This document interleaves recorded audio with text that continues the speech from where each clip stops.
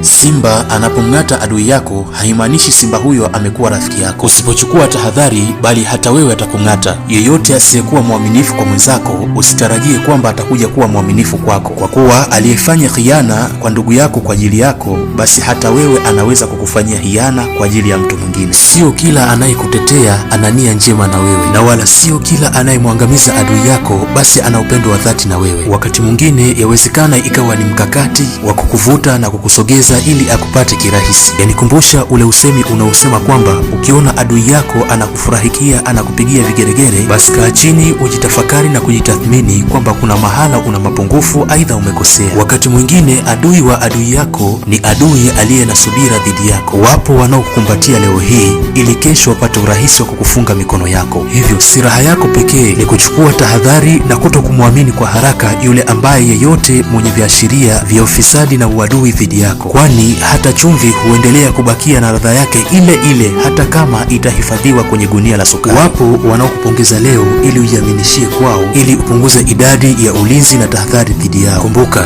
aliyemfanyia khiana ndugu yako kwa ajili yako, basi huyo sio mwenzako, ni adui yako, kwani ipo siku atakufanyia na wewe khiana kwa ajili ya mtu mwingine. Usifurahi kwa kuona uaminifu wa mtu fulani ukivunjwa kwa ajili yako, kwa kuwa uhusiano uliojengwa juu ya maslahi huanguka pindi upepo wa maslahi unapobadilika. Kumbuka, aliyemsaliti ndugu yako kwa ajili ya maslahi fulani, hata wewe atakusaliti pindi hayo maslahi atakapoyakosa. Usimwamini mtu ambaye aliyethibitisha kuwa haaminiki hata kama leo yuko upande wako, kwa kuwa cheusi hubakia kuwa cheusi tu hata kama kitamulikwa na mwanga mweupe. Uko nami Al-Ustadh Harun. Usisahau kusubscribe na kulike na kucomment na kushare. Ma'as salam.